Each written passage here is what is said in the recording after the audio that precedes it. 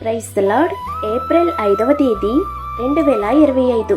ఈరోజు దేవుని వాగ్దానము. దేవుడు మనకు ఆశ్రయమును దుర్గమునై ఉన్నాడు. ఆపత్కాలములో ఆయన నమ్ముకొనదగిన సహాయకుడు. కీర్తనల గ్రంథము 46వ అధ్యాయము 1వ వచనం. దేవుడే మన ఆశ్రయము.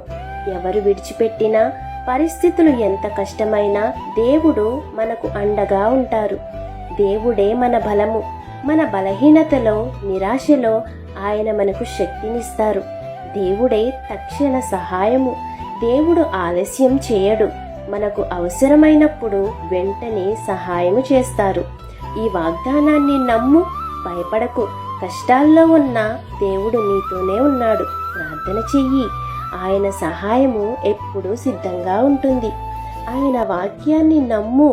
మనుషులు మాట మార్చినా దేవుని వాగ్దానాలు ఎప్పటికీ నిలిచే ఉంటాయి.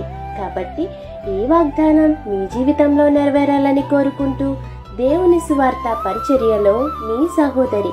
ఆమేన్. God bless you.